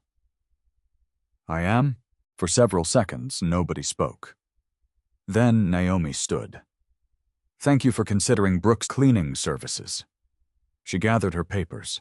Melissa followed her into the hallway. Naomi. Naomi stopped. Off the record. Okay, if you walk away, somebody else will take this contract tomorrow. I know. They'll probably use the same labor structure we're suggesting. I know. Then what changes? Naomi looked at her. Maybe nothing here. She slipped the portfolio beneath her arm. But something changes at my company. The elevator doors opened. Naomi stepped inside. Only when they closed did she allow herself to breathe. Her hands were shaking. This did not feel brave. It felt terrifying. At the warehouse, Keisha was waiting. Well, Naomi placed the unsigned contract on the desk. I walked. Keisha stared at it. You walked. They wanted labor cuts. How bad, Naomi explained. Keisha listened without interrupting. When Naomi finished, Keisha sat down. That contract could have doubled us. Almost. And you said no. Yes. Keisha looked toward the yellow bucket. Bucket, then back at Naomi. Good. Naomi laughed bitterly. Ask me again in 6 months. Her phone rang. Daniel Harris. Naomi answered. His voice was unusually serious. I wanted you to hear this from me before the formal notice arrives. Naomi's stomach tightened. What notice? One of the buildings we currently have you servicing was acquired last quarter. Okay. The new ownership group is consolidating vendors. Naomi already knew the answer. Marston, yes. Silence. When does our contract end? 30 days. Naomi sat slowly. The account represented almost 17% of Brooks Cleaning Services' monthly revenue. Daniel continued speaking, but Naomi barely heard him. She looked at the unsigned contract. By refusing the biggest opportunity of her career, she had not merely failed to grow, she was about to shrink. That evening, long after everyone left, Naomi opened the company bank account. She entered projected payroll, insurance, rent, fuel, supplies, then removed the revenue they were about to lose. The number at the bottom made her chest tighten. Brooks Cleaning Services had survived being ignored. It had survived mistakes. It had survived being underestimated. But principals did not pay invoices. And according to Naomi's calculations, she had just made a decision that could leave 43 people without jobs. For the next 3 weeks, Naomi woke every morning at 4:45 and checked the company bank account before she checked the weather. The number never moved in the direction she needed. 41,806, then 34,219, then 27,604. Money entered, but payroll pulled more out. Insurance followed, fuel, supplies, warehouse rent, equipment repairs. And now the lost building was gone from the revenue column. Naomi stopped buying coffee on the road. Then she stopped paying herself. Neither mattered enough. On a gray Monday morning, she stood in the parking lot beside the company's newer cargo van while a used vehicle dealer inspected it. You sure? Keisha asked. No, the dealer closed the hood. I can do 21.5. Naomi had hoped for 24. She looked at the Brooks Cleaning Services logo on the side. That van had been one of the first things she bought after the company became stable. Reliable transportation had felt like success. Now success was being sold to fund payroll. 22, Naomi said. 21.5. Naomi held his gaze. 21.7. He sighed. Fine. 2 days later, Naomi was driving the old Dodge Caravan again. The air conditioning worked only when the vehicle was moving. The driver's window rattled above 50 miles per hour. Maya climbed inside after school and looked around. I thought we retired this thing. It came out of retirement. Like a superhero. Like a superhero with transmission problems. Maya laughed. Naomi did too. Then she drove home, wondering how long she could hide the truth from her daughter. At work, she made cuts carefully. A software subscription disappeared. Then outside bookkeeping hours. Then a planned equipment purchase. She renegotiated supply prices. She postponed repairs that were inconvenient, but not unsafe. One thing she refused to touch was payroll. Friday morning, Naomi transferred money from the business reserve to cover it. Keisha noticed. She said nothing. The following week, Naomi did it again. By then, Brooks Cleaning Services had less than 6 weeks of operating cash. On Tuesday night, Naomi sat alone in the warehouse. She opened the spreadsheet she had been avoiding. Second key program. Paid training cost money, flexible scheduling cost money, transportation assistance cost money. Naomi highlighted the entire section. If she suspended second key for 6 months, the company would save enough to extend its runway. Her finger hovered over the trackpad. "What are you doing?"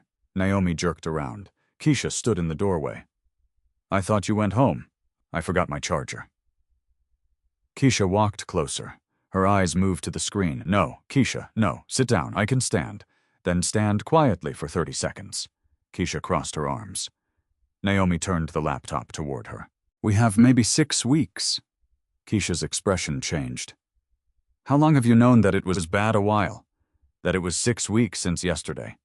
Keisha pulled out the chair. "So you were going to shut down second key without telling me I was looking at options. You highlighted the whole thing. Because it's expensive." Keisha stared at her. "Say that again." Naomi frowned. "It costs money, so do I. This isn't personal. That's exactly the problem." Naomi leaned back. "I have 43 people to protect.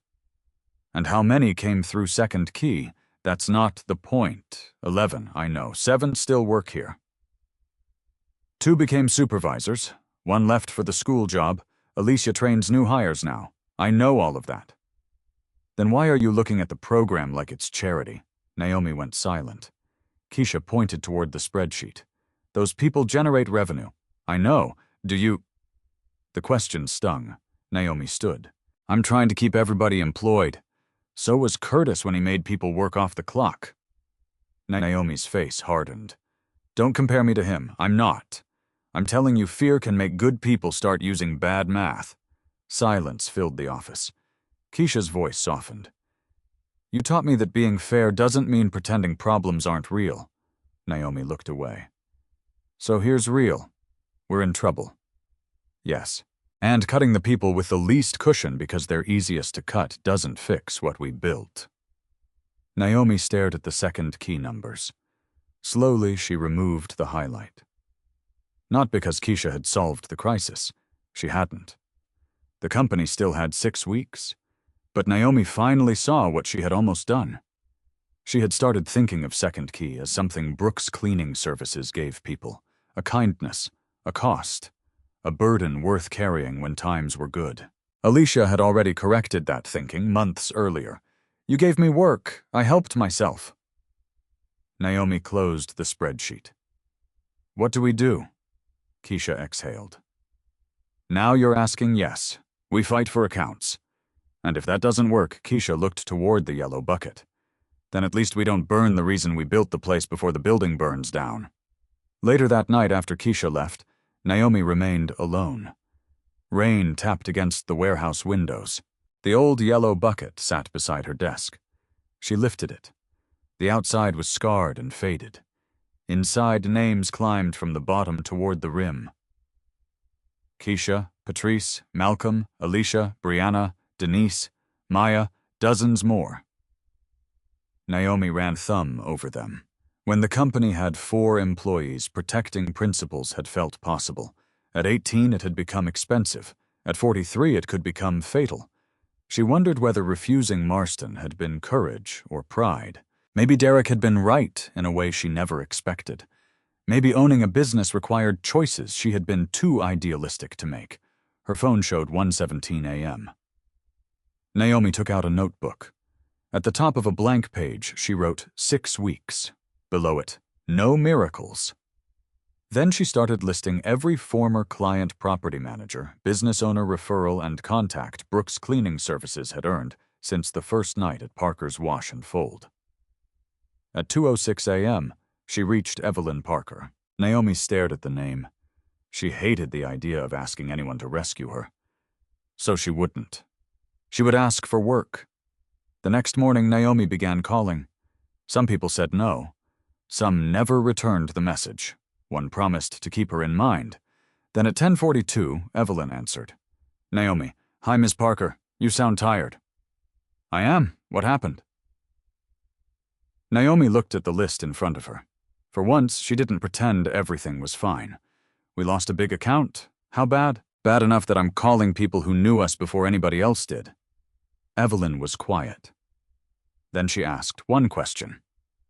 Are you still doing good work? Naomi looked toward the yellow bucket. Yes. Still paying your people, right?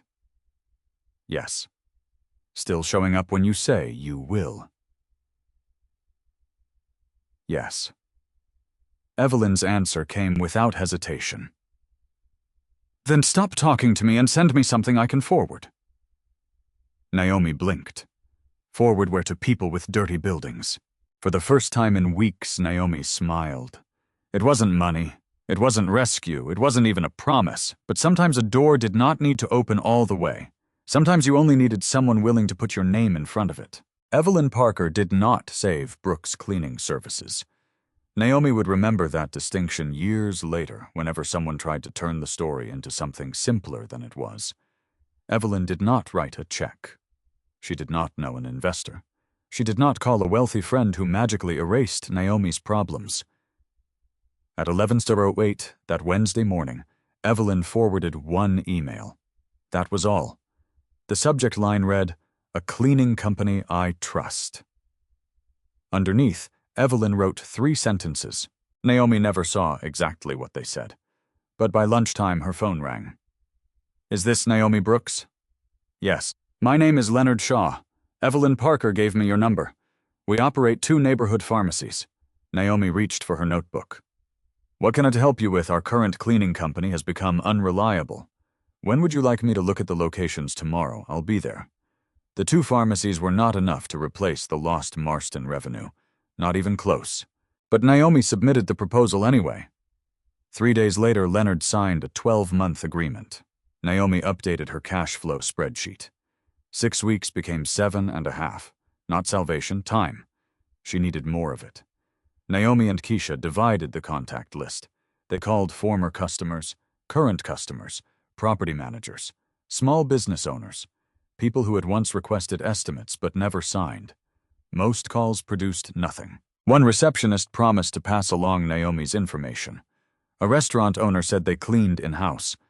A law office wanted a price so low Naomi refused the job. 2 people never answered. Then the dental clinic called. Their agreement was due for renewal in 3 months. The office manager asked whether Naomi would guarantee their current rate if they renewed early for another year. Naomi checked the numbers. She could. They signed. 7.5 weeks became 9. On Friday afternoon, Naomi's phone rang again. Daniel Harris. I heard you lost the Marston property. Naomi leaned against the warehouse desk. You heard correctly. How exposed are you? Naomi almost gave him the automatic answer. We're fine. Instead, she said enough that I'm looking for work. Daniel was quiet. I have 2 properties changing vendors next month. Naomi straightened. What size, he told her. Combined, they represented more square footage than the building she had lost. Are you asking me to bid? I'm asking whether you have capacity. Yes. You haven't heard the requirements. I have capacity. Daniel laughed. Send me your numbers, Monday. Naomi did. She was not the cheapest. Again. Daniel called Wednesday. They're yours. Naomi sat down. Both. Why? Because I know what happens when I give you the key. Naomi stopped moving. The sentence traveled backward through 2 years. A faded laundromat, a $60 cleaning job, a brass key in her palm, Evelyn saying, Don't make me regret it. Naomi swallowed. Thank you. Don't thank me. Keep the building. I can do that. I know. That week, the phrase began appearing in other conversations. A pediatric clinic referred Naomi to another practice. The owner told her Dr. Bennett said you're the company they trust with the key. A small accounting firm recommended Brooks Cleaning Services to the business next door. A charter school invited Naomi to submit a proposal after its facilities director called 3 of her references. The school contract took longer. There were background checks, insurance documents, a walkthrough, 2 revisions to the bid. Nothing about it felt miraculous. Naomi spent 12 hours preparing the final paperwork. She drove across town twice because one certificate listed the wrong address. She negotiated supply requirements. She recalculated labor until midnight. Then the school signed. Brooks' cleaning services had survived, barely. Naomi sat with Keisha on the warehouse floor after everyone left that Friday. Between them were 2 paper containers of chicken and rice. "I think we can breathe," Naomi said. Keisha took another bite. "For how long? Can you let me enjoy 7 minutes? Starting now?" Naomi smiled. For 7 minutes, neither woman talked about money. Then Keisha checked her phone. 7.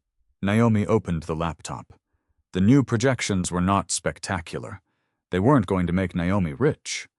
But payroll was covered. Rent was covered. Second key remained intact. And for the first time since she had walked away from Marston, the cash reserve was slowly moving upward. Naomi studied the numbers. "You know what's strange, what? I thought reputation was just what people said about you." Keisha leaned back against a box. What is it Naomi thought about the past 2 years? Every time she had arrived 13 minutes early, every complaint she had answered, every invoice she had corrected, every worker she had paid before herself, every floor cleaned after everyone else went home. None of those moments had looked important while they were happening. But together, they had become something. "It's credit," Naomi said. Keisha frowned.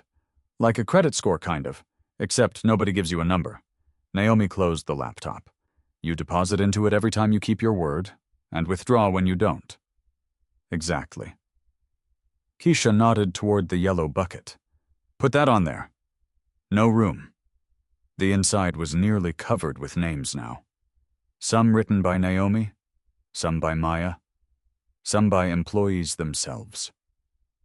Naomi picked up the bucket and turned it slowly. She suddenly understood something else. The original $300 had purchased supplies. It had not purchased this. Money could buy a vacuum, it could buy chemicals, it could print flyers, but it could not buy someone saying, "I know what happens when I give you the key." That had taken 2 years. The following Monday, Naomi arrived at the warehouse at 8:11 a.m. Alicia was training 2 new employees. Keisha was reviewing schedules. Maya sat at the desk before school finishing a book report. Normal life had returned. Then Naomi's phone rang. The number was unfamiliar. Naomi Brooks speaking. "My name is Claire Reynolds.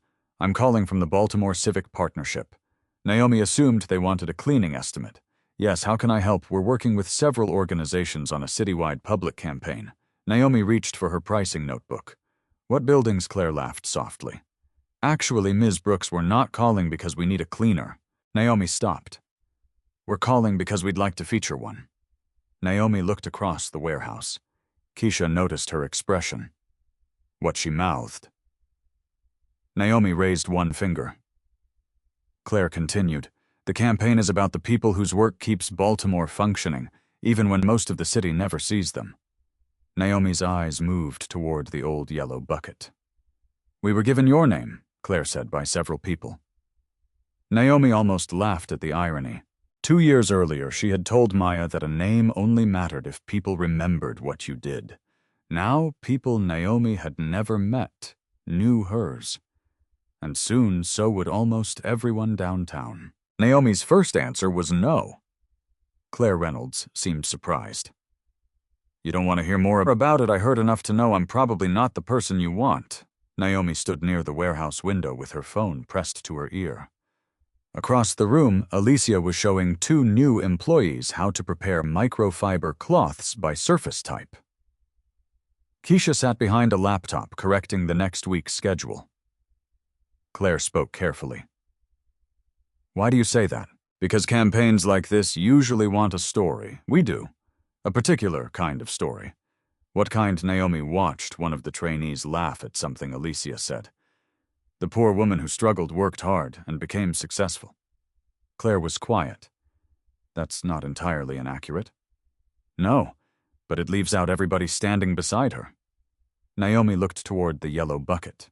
And if you're calling because of Second Key, I'm not interested in putting women from shelters on posters so people can feel inspired for 30 seconds. Claire did not argue. Instead, she asked, "What would make you interested?" That question kept Naomi on the phone. Claire explained the campaign. Its working title was "The People Who Keep Baltimore Moving." The organizers wanted to highlight workers whose labor shaped daily life, but was often ignored. Sanitation workers, bus mechanics, kitchen staff, caregivers, custodians, cleaners, building engineers. The campaign would appear on bus shelters, digital displays, transit stations, and several large outdoor installations downtown. "We're not looking for celebrities," Claire said. "We're looking for people who understand invisible work." Naomi almost smiled. "I know something about that. We've heard. From who Daniel Harris was one referral." Naomi shook her head. "Of course. Evelyn Parker was another." That made Naomi laugh. "You called Evelyn. She called us back before we finished leaving the voicemail." "That sounds right," Claire continued. "We also spoke with 2 former Second Key participants." Naomi's expression changed. What did they say? I think you should hear it from them." Naomi looked across the warehouse at Keisha. "What exactly would you want from me? An interview? A photo session? Your story, not just mine?" Claire paused. "Meaning, if you talk about Brooks cleaning services, you talk to the cleaners." "Absolutely. They use their own words. Yeah. No before and after poverty pictures." Claire laughed softly. "Agreed." "And Second Key isn't described as charity. What would you call it?" Naomi answered immediately. "Access." There was silence on the line. Then Claire said, "I think that's why we called you." Naomi agreed to one meeting. Nothing more. A week later, Claire arrived at the warehouse with a photographer and a campaign producer. Naomi expected polished questions. Instead, they spent nearly 3 hours listening. Keisha talked about unpredictable jobs. Alicia explained the difference between being given money and being given paid work. Malcolm talked about cleaning offices after warehouse shifts. Patrice described finishing nursing school while working nights. One cleaner named Denise said something Claire immediately wrote down. "People notice dirt faster than they notice the person removing it." Naomi heard it from across the room. That sentence stayed with her. When it was Naomi's turn, Claire asked, "When did you know the company would succeed?" "I didn't. Not even after your first big contract, no. After you reached 20 employees, no." When Naomi thought, "I still don't." Claire smiled. "That's not a very good campaign answer." "Then don't use it." They both laughed. "What do you consider success?" Naomi looked toward Maya, who had arrived after school and was sitting in the corner doing homework.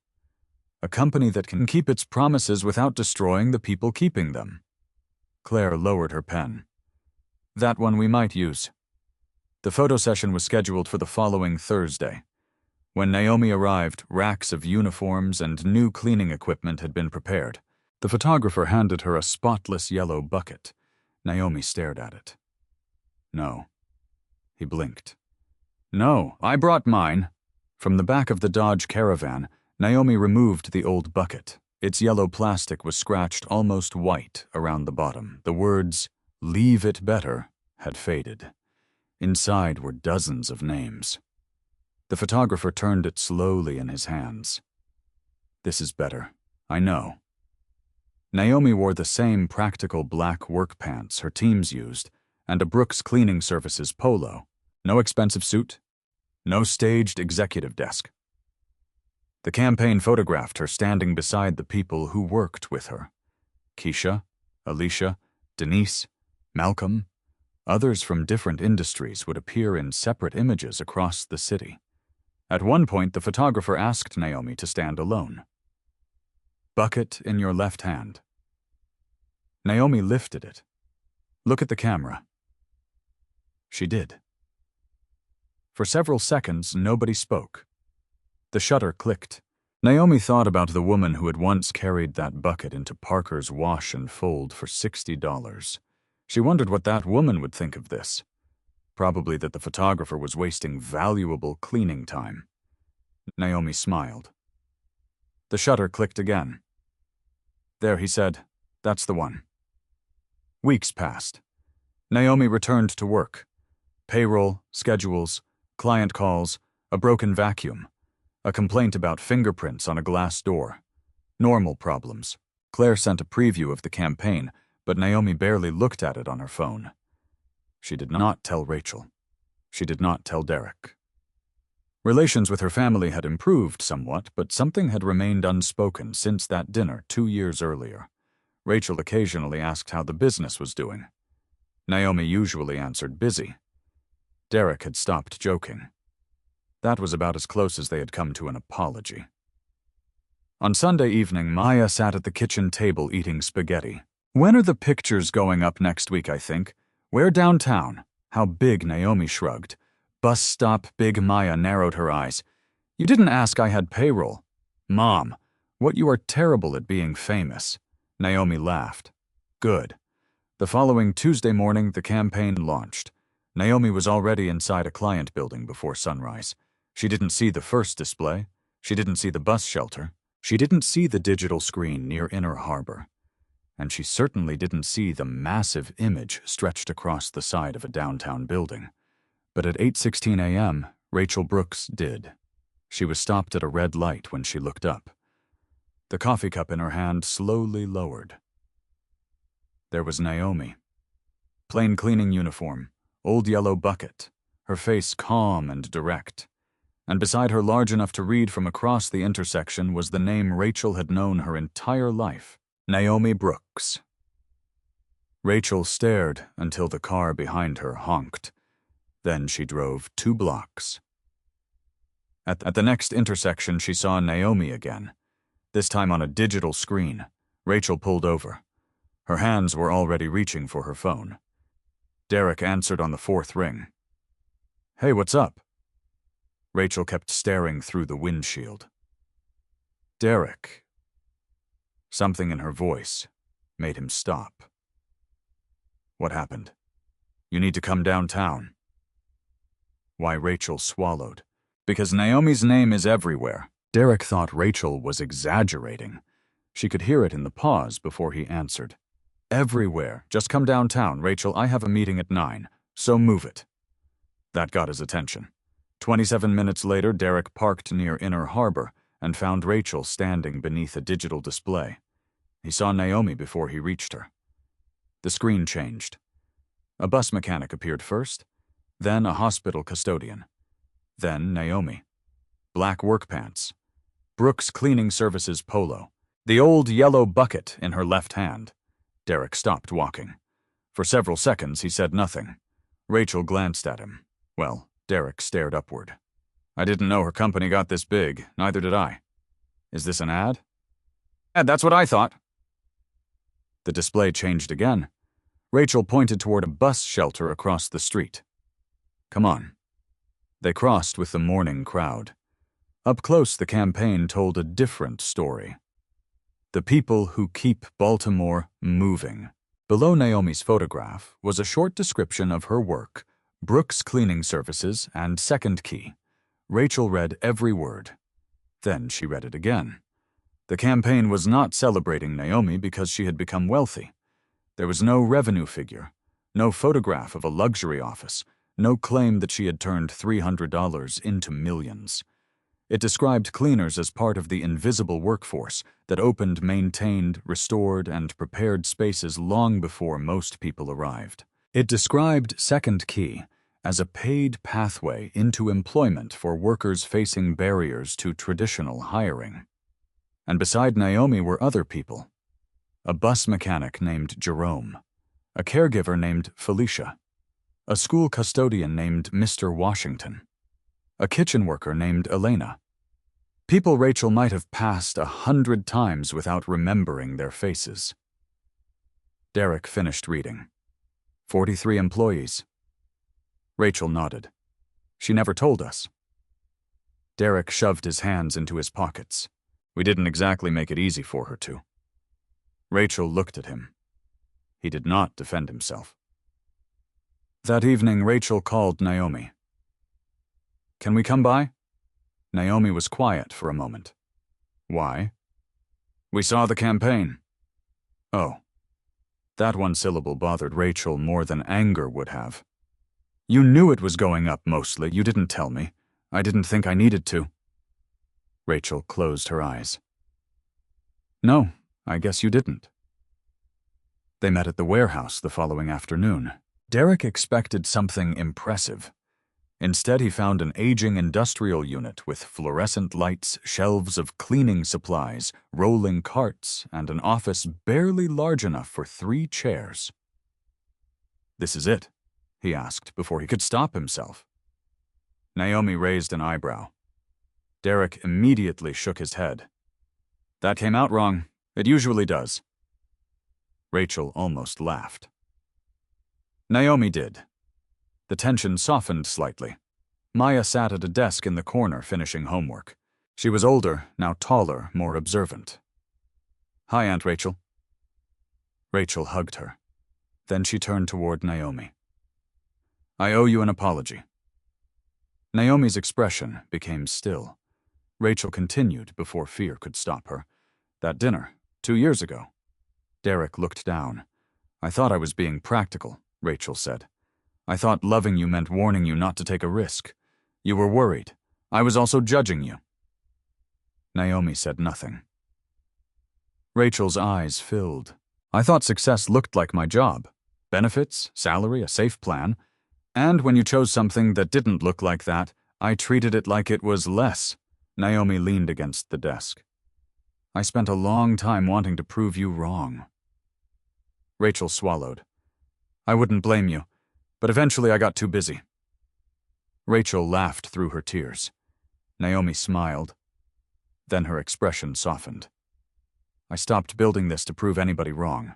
She glanced toward the warehouse floor, where Keisha was reviewing inventory with Alicia. I was trying to build what I wished existed when nobody gave me a chance. Derek finally spoke. I was worse. Naomi looked at him. He nodded.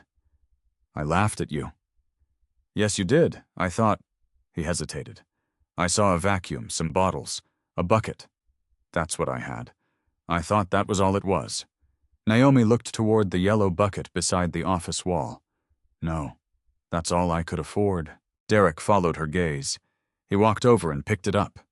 The outside looked almost worthless. The faded black words were still visible. Leave it better.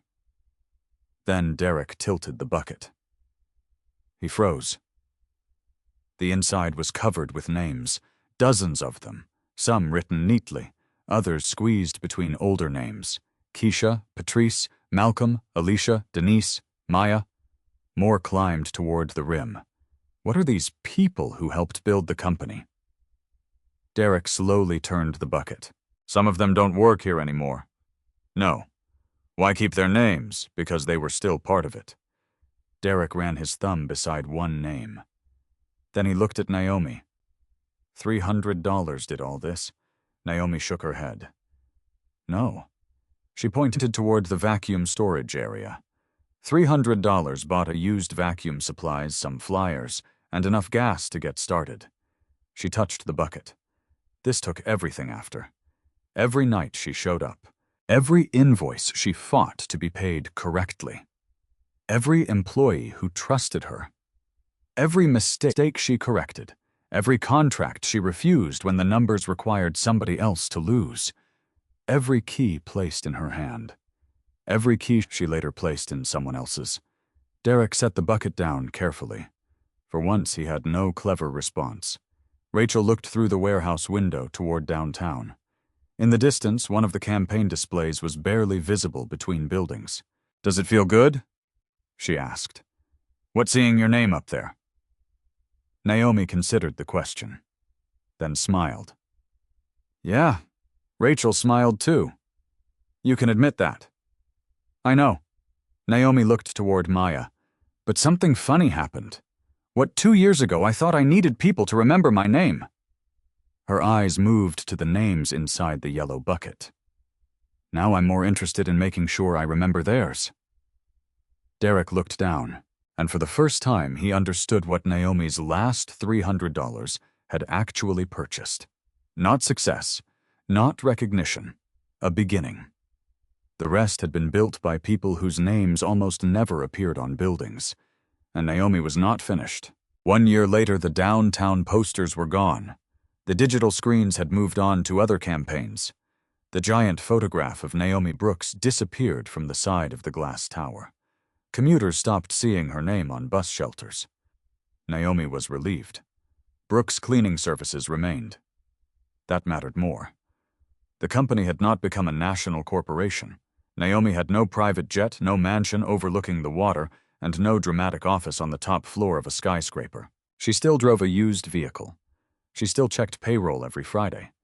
She still knew exactly what a box of commercial trash liners cost. But the company was healthy. More importantly, so was the life around it. At 7:31, one Tuesday morning, Naomi stood outside Maya's school, holding 2 paper cups. "Hot chocolate," she said. Maya accepted hers suspiciously. "You didn't make this." "Why? Because it's good." Naomi put a hand over her heart. That was cruel. Maya laughed and ran toward the entrance. Naomi watched until her daughter disappeared through the doors. A year earlier, she would already have been answering 3 calls. Now she had learned that leadership was not doing everything.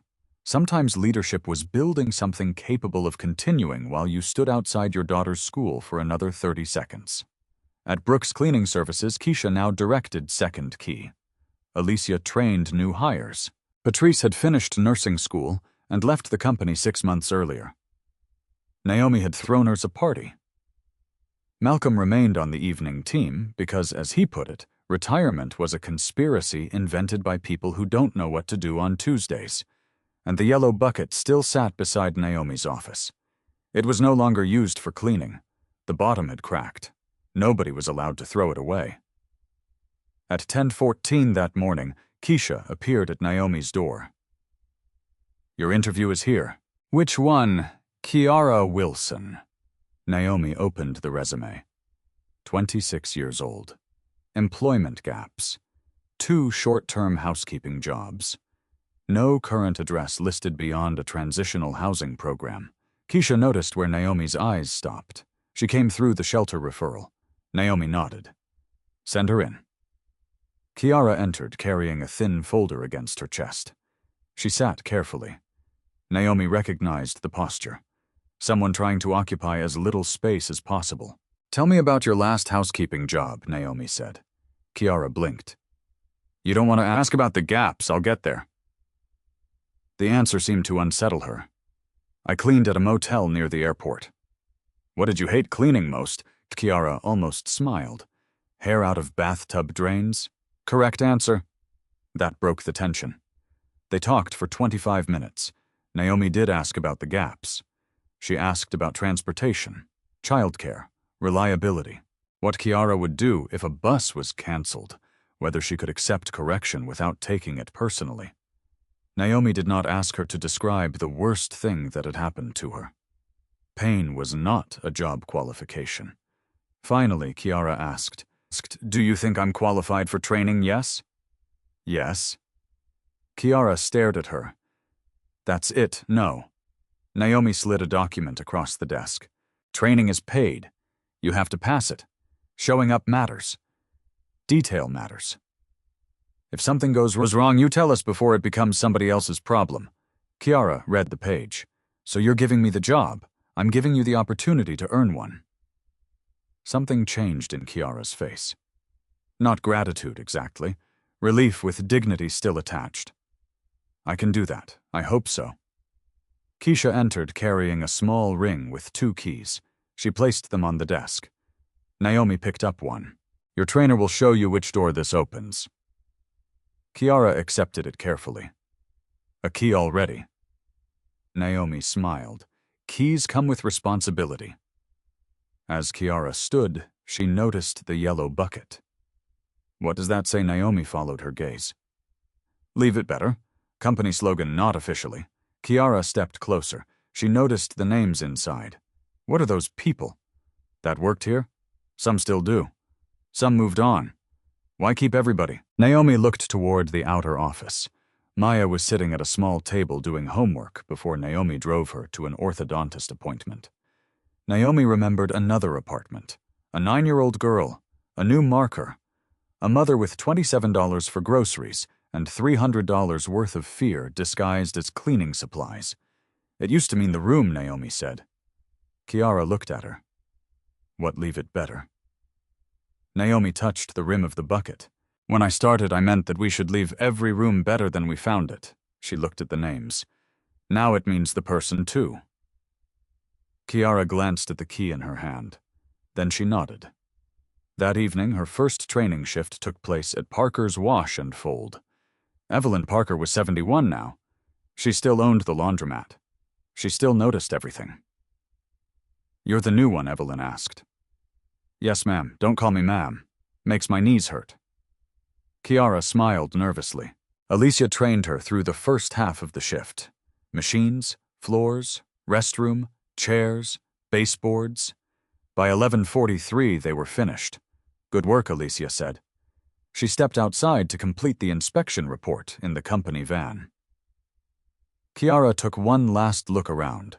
The laundromat was empty. Nobody was watching. Then she noticed something beneath a plastic chair. A small red toy truck. One wheel was covered in something sticky. Her shift was finished. She had already passed the inspection. Kiara looked toward the door, then back at the truck. She picked it up. At the utility sink, she washed the wheels and wiped the plastic clean. Then she carried it to the children's corner and placed it neatly beside a row of picture books. No camera recorded it. No customer applauded. No supervisor saw. Kiara turned off the lights. She locked the front door with the key Naomi had placed in her hand that morning. For a moment, she stood beneath the faded awning looking at that little piece of metal. Then she smiled. Years earlier, another woman had walked out of that same laundromat carrying her first key. The room had been left better. Now perhaps so had another life. Not rescued, not completed. Simply given a door through which it could move forward. Sometimes the people closest to us laugh at small beginnings because they can only see what those beginnings look like today. They see a used vacuum, a scratched bucket, $300, or a job society has decided is unimportant. They cannot yet see what discipline can build from it. Naomi's greatest achievement was never having her name displayed across downtown Baltimore. Those posters eventually disappeared. Recognition always does. What remained were the people earning honest paychecks, the mothers rebuilding stability, the workers who had learned that dignity should never be surrendered just because someone else signs the check. There is also an important difference between rescuing someone and giving them a fair opportunity. Rescue can make one person the hero and another the helpless recipient. Opportunity says something different. Here is the door. Here is the key. Now show us what you can do. And perhaps that is what leave it better should mean beyond this story. When you leave a workplace, a friendship, a family, or even a brief encounter with a stranger, ask yourself whether your presence left something better, not just the room, but the person.